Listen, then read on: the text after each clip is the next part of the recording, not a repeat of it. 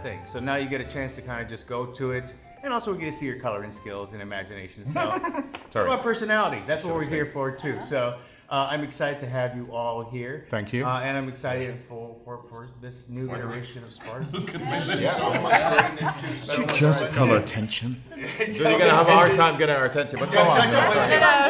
Luckily, I'm only going to need one of you at a time, so that's going to be good too. Okay. So let's start with Nick too. You know, he is a man who is driven, who wants many things, and he's going to push to make those things happen. So what is it that really grabbed you about this character? You talking to me? Yes. I'm kind of focused on what he just gave me. We're competitive as fuck in here. Yeah. Look at this. I look like the Joker so far. I'm sorry, what was always the question? Happy. Yes. Yeah, I know. What was the question? So he's a driven man who wants many things, you know. And so what was it about this character that really kind of grabbed you, you know, this role? Oh, dude, I mean, where do you start? There's so many way to answer this question. First of all, it was a chance to work with Steven again because I'm a big fan of Steven. So anything Steven mostly does, I'm like, I'm down. There's Mostly? Mostly, yeah. which is like, yes, mostly. But ultimately, it's just a delicious character, man. It's one, I always say, I love to piss people off in my acting. I love to make people angry or upset. Just with your acting. I know.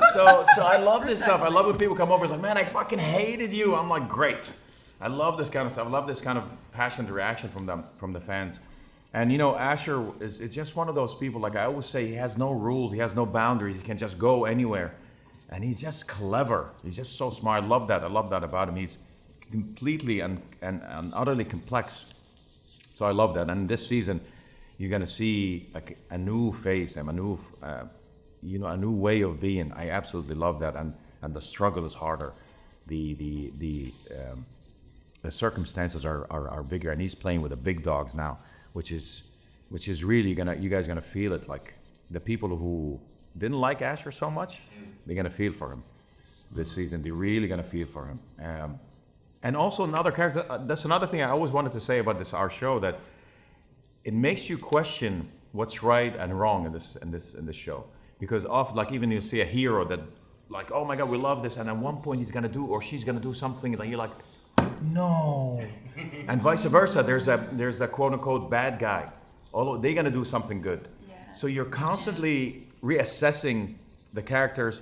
One, you're in a way reassessing yourself and your beliefs. You're like, oh, I hate this person. Why do I hate him? Why do I love him? So it's really, really well written, well executed. There's no black and white character. No, there isn't. And in life, there isn't either. Especially that time too. Yeah. It's a different thing too. So speaking of, I guess almost friend, a fatherly figure, someone who helps, but also kind of gives a judging eye too. Can you tell us a little bit about Korris and where you see him fitting into his idea of this world?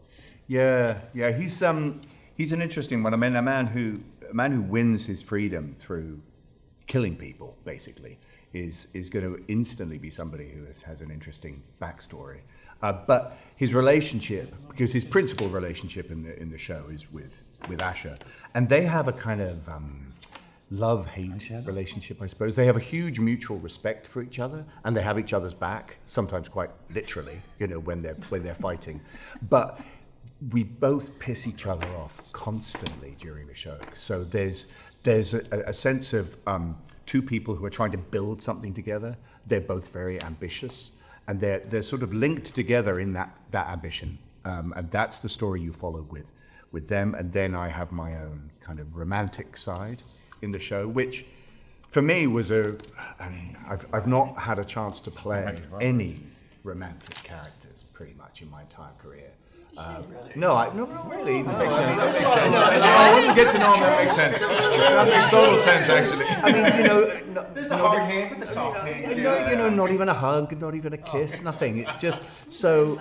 This was a chance to actually explore more sensitive sides to a character, which I really. And I'd also to add to Graham, the Korris-Ashur relationship is quite unique, because Ashur is especially given his school of gladiators, the Ludus, you'll see his internal struggle a lot, and he's pretty wild, and oftentimes, and he reacts drastically. And he's the only one, Korris is probably the only one that can get away with saying stuff to him and telling it to him to his face. Like and this. can get away, yeah, he's the only one, because everybody else, when they say it to him, they face bad consequences. Right. But Korris is probably the only one that can get away with it. And I think it comes from when you go through the kind of experience. I mean, he's older, obviously, in the show. And when you go through that kind of an experience, you get to a point, I think, where it's not that you don't care or that you have nothing to lose, but you're much more at ease with who you are. Right. And I think that was an aspect of playing Korris that I really relished. Very cool. Could we talk a little bit about Kilia? Yes, you can. And just the awesomeness that she brings to the ring. I mean, there's so much cool stuff happening there. So, you tell us a little bit about how you saw her.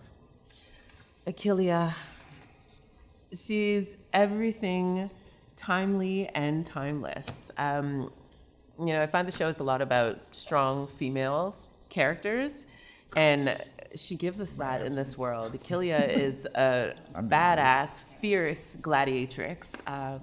She's a Cushite woman, and just kudos to Stephen DeKnight for writing a show where we get to explore a new telling of a story that has been seen before. We've all noticed the history of Spartacus, but from this perspective of going back to the Kush Empire, of also understanding Roman society through a new historical lens and stuff, I feel like, this character, she's something that hasn't been seen before, but at the same time, the archetype of having a strong female in this world is really important, that I believe that we touched upon with her. No, very true. That's, I'm gonna jump to Stephen there and ask too. We know the lens you're using for this world. You've seen it before, but there's a different shade to it as well. What is it you wanted to kind of bring to this new world, this new, I guess, time here? Well, I think first and foremost, what really interested me in resurrecting Ashur was the idea that in this single act, history could change. Yep. So if he hadn't died on Vesuvius, what are the domino effects to Roman history? So once we set that in place, all bets are off. Yep. For instance, with Achillia, ancient Rome did have gladiatrix, female gladiators. But historically, they didn't start until 100 years later during the Empire. So one of the things I really wanted to do, because in the original series, we talked a lot about including gladiatrixes, but it wasn't historically accurate, and we were trying to stick as close as possible to history. But this allowed us to do something we always wanted to do, which was bring in the female gladiator. Yeah. And the other thing, the challenge that I really loved, was how do you take a character as awful as Ashur? I never saw him that way, by the way, but he did. Now, Ashur's awful for a reason, because he's never really been loved. Yes. He's never had that brotherhood or support Yes. that he craved. He never had that family. 100%. Because he Oh was my so, God. because he was so awful. I'm getting emotional. I'm getting emotional. And he also never had a black female gladiatrix that he brings into the arena. So it is a show where he. definitely helps. So one of the challenges is, how do you make this character that people love to hate really root for? And the answer was bringing people that are worse. Yeah. We're part of Roman elite. Oh, I'm sorry. On screen. Just need to hug. We already figured that out, so that's fine there. Jordi, can you tell us about your character coming to the show too? Yeah. Tarchon, young bull. Tarchon represents pretty much all the sons in the world, man. He's just a son, a boy that wants approval, that wants respect, especially from his dad. And I think I could relate to that. And so many other boys and young men will relate to that, man. Yeah. Like you want your dad to see how good you stack the wood. Yeah. You kind of Very do a true. job and you're like, Dad, did I do it good? Yeah. And I think a lot of the times he kind of falls short of that, or he does, I don't know, he does many things and he wavers on the line of being a hero and being stubborn a lot. And it's beautiful and delicate, because everyone wants to be a hero, and we all fall short of that sometimes. And I think it was beautiful to explore not quite making it and what happens when you don't quite make it, and what feelings do you have pent up inside you, and who do they go to? And he learns a lot, doesn't he? Yeah. He learns that arc that you have, which is such a great arc of the story. And you learn through the experiences that you have as a character. It's really very, very cool, actually. And this show really is about, not necessarily how you fall, but how you get back up. And I think, a lot of the obstacles that our characters face is really showing their growth and their development throughout the journey. I know me, myself, I've got a martial arts background, and I know what it is to hit the mat and then be forced to get back up when you are feeling like you're struggling. And I think the struggles each one of our characters go through, it actually is a testament to just how powerful they are, how they overcome those things. Yeah. Very cool. Jade, Yes. we talked about your character. Yes, absolutely. So But say no fucking way. I'm not doing it. Not doing it. I guess Don't think so. she sees herself in this world. She sees herself, Cornelia. She's dangerous. She's cunning. She's above it all. Everyone's beneath her. Basically, those that are beneath her are her playthings, and to her, everyone is beneath her. Even the way you said that attitude, just like the little the neck, yeah. She's still with me. Do not bring Cornelia here. Do not. Casting is 90% of the job. Very cool. Let's talk about Hilara. Oh, Hilara, my baby. So she's an elevated slave. She is desperately in love with Ashur, which is unfortunate for her, in my opinion. He's a walking red flag. But yeah, she invests in his potential and she weaponizes her femininity in order to soften his masculinity and subtly steer the ship in the background. And she knows like the only way to survive in this day and age for a woman is to kind of be close to a man. So he's kind of my ticket to, my way out of slavery in the end. So yeah. Also that to add to the Hilara-Ashur relationship is just quite wonderful in so many ways, because she brings this, in a way, at least in the first season, she brings this beautiful purity to this house. Yes, Like oftentimes there's something very, very genuine about that relationship, especially from her end, and oftentimes she'll break your heart. I mean, and Stephen put situations that will really make you cry, especially the Hilara characters. Oftentimes when I'm reading the script, I'm like, no, not Hilara. Yeah. She's a hopeless romantic. It's like the resilience thing, but when it comes to love, she just keeps coming back. So I do have the question though, because of course she is the breaks to his runaway trade for a lot of times too. But do you think, because in this world, there's always someone with power who could help me, do you think he understands that too, that while she does care, she knows this is her ticket as well? Look, I'll tell you one thing that I love about Ashur. I don't think there's not many things that he doesn't see. I think he's, as far as his vision, he's a mathematician. I think in so many ways he really puts things together quite well, and he sees ahead. I mean, to go against the Romans, against those guys, it's a challenge. It's a big challenge. It's way harder than when he went through with the gladiators and all the stuff. So going through the Romans is really, really rough. He's like a chess player, isn't he? It really is. He really is. He's always seems like, even oftentimes with Korris, like Korris will tell him, no, you shouldn't do this, and Ashur's like has his vision, like even with Achillia bringing a female gladiator into a world of men. That's a ballsy move, and everyone went against him, including Korris, because he's a legend. He brought all these gladiators. He's been around gladiators. He knows Gannicus. He knows of Spartacus. He knows of Crixus. He knows of these legends, and that also brings something really interesting.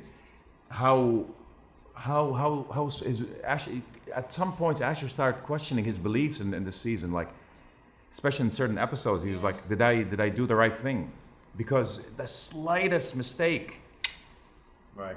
It's so the world they live in is so dangerous. Yeah. Stakes They're- is so you know, high. the ground is shifting all the time, and you have to be adept. You have to be able to adapt as well and think on your feet. And Ashur, particularly, I would say, is very good at that. Korris is always maybe a couple of steps behind. He's like, oh, I see what you're doing. Right now, I understand. But that kind of volatility I mean, it's one of the keys to good drama, really, is to present people with conflicts that they have to get out of. Just to add what they're saying, Ashur, he's brilliant in his own way. And I think he has a keen ability to see things in people that they don't see in themselves. Oh yes. And so in him making that choice with Achillia, with, making Korris Doctore, having that relationship with them as well, I feel, my character personally, he sees himself in me. And through the journey that we end up going through with each other, I really begin to understand that we are more two people working through this world where we're both underdogs. Right. Yeah, And that is something that, we work together with. There is a nice moment in episode 3 where he comes down and starts working with her, and there is a moment that's written there. It was really, really nice where they level up. He talks to her as if he's talking to himself, and kind of encourages her in a way, because he's really putting all his eggs in this basket with Achillia. But what's nice also about this world, that everybody is expendable. Everybody goes, and like I have runs with Tarchon. Targoni. We made him Italian. It's not Tarchon, it's Tarchon. I have runs with him where he gets very close into getting that chops, and Korris oftentimes comes in between me and going off on these guys. There's a very wild side to Ashur in this season, very, very crazy, because he knows the stakes. He knows the stakes are high. And he's so close to making it as well. Which Yeah. makes it even more Every time, desperate. like Steven always does this, he gives us like, oh, there it is. Whoop.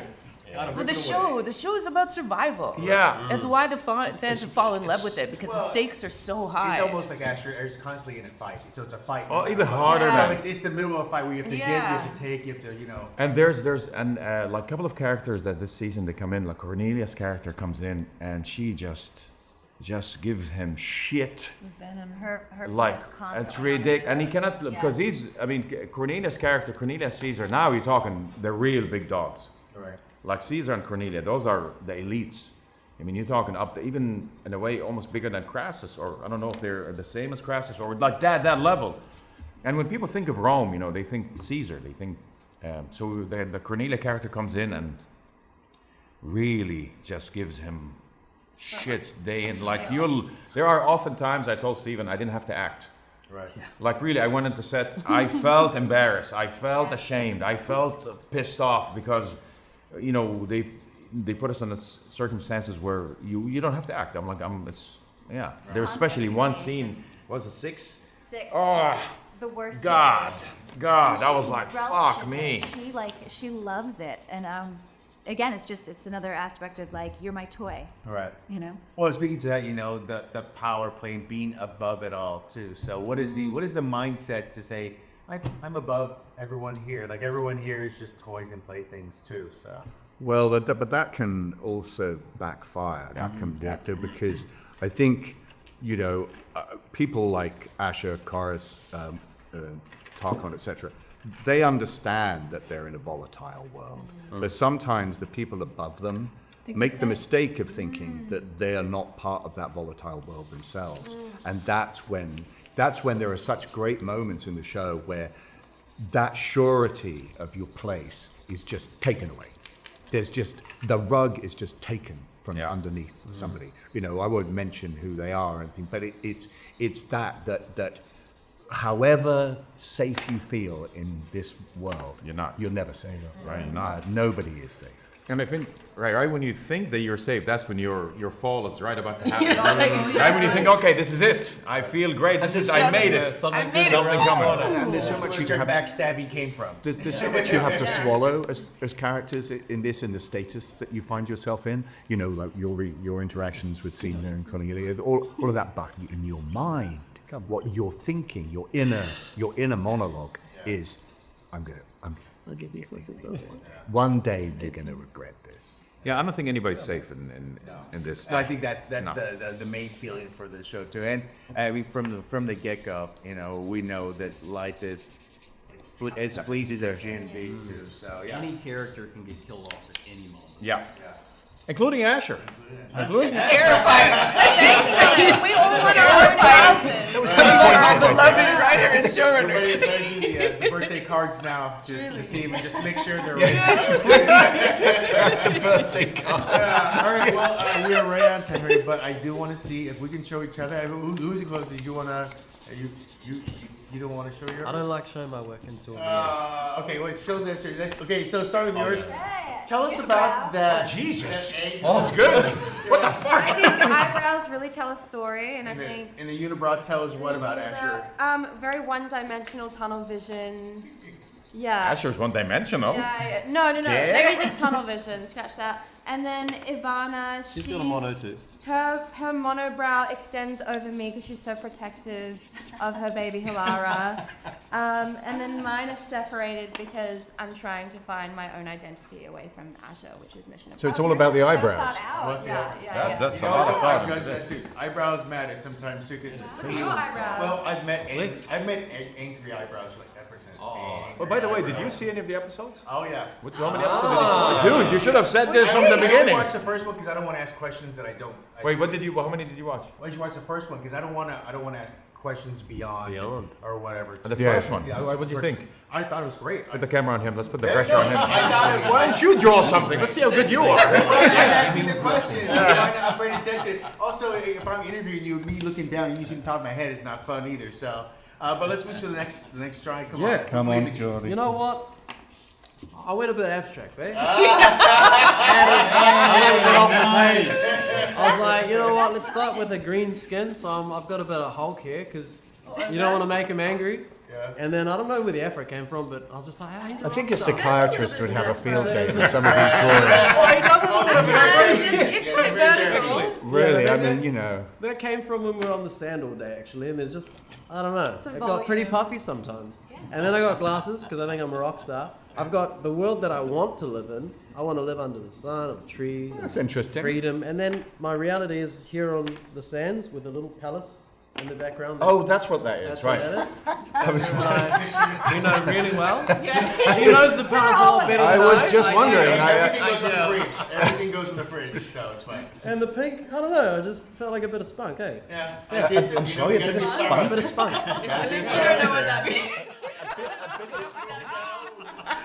Does spunk mean something different? Definitely, I'm sure it means something different. Steven, maybe you should give like him the this size. color He for likes next the season. size. That should be Tarchon's colors for next season. There it is.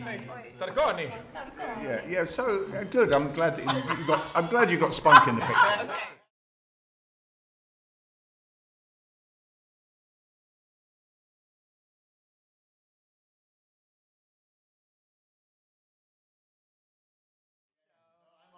I see it. I get it. You're a very sick love man. it. That's all I can say. Thank you for the spunk. Yeah. Okay, so Yeah. this may not seem like a lot, but Which is not, but go on. listen. There's a method to my madness. It took you all that time to do that? Yeah. Yes, and it was done intentionally actually because Achillia, she's golden and she shines, but she doesn't really know that. So I put her in gold to depict how she shines in the arena. Yes. Not only that, I am not. because in the world of listen to It doesn't matter. this. I am nothing. Enough. In the world of Spartacus, there can only be one champion. So So you to think? me, if I'm so you fighting think- something, he cannot exist. Right. The other thing as well too, Achillia, she fights a lot with herself and ghosts from her past, which the viewers are going to have to watch and see. So, yeah, There's a lot going on. That's fantastic. I know it didn't seem like a lot, but it meant a lot. Well, I mean, You cut I just went for just nice colours, really. I mean, I wish I could have some extraordinary psychological reason for all that. It's awesome. But It's very artistic. Beautiful. Beautiful. I just tried to. Very spunky. Yeah, there's a lot of spunk in my head. He's in touch with his feminine side, is all I'm saying. I just sort of like I coloured feel it like up. I could sell this online and make money. Sign it, Graham. Sign it. Graham, sign it. Sign it so she can sell it online. That's fucking. All right, next, where we at? This is disturbing. Yeah,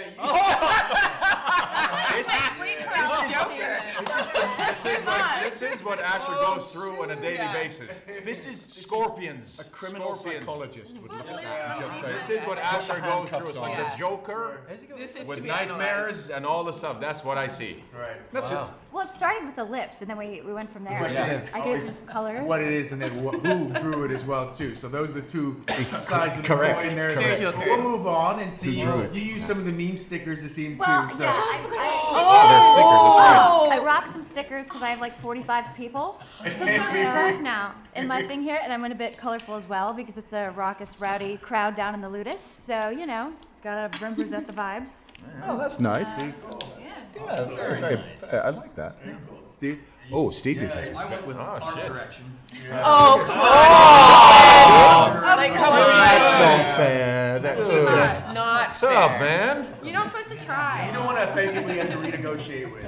That's very good. That's very good. I'm Okay, both of you annoyed. guys sign yours because we're definitely selling those online. It's beautiful. Sign it. I want to thank you all for coming and with a crayon. Oh, with the not give crayons? up on data. Please No, show actually, you one. We have pencil pencils too. just But I want to thank you all for coloring with us and thank you for talking about this. This is so great. I'm sure everyone is going to absolutely go crazy for it, especially here at Comic-Con. This is a place where you will find Spartans, you will find all these people, you know, running around because you're part of their worlds. You're part of their new history and lore as well, too. So there's something special about that, and congratulations once again. Have a Thank you for your time, brother. Appreciate it. Thank you so much, guys.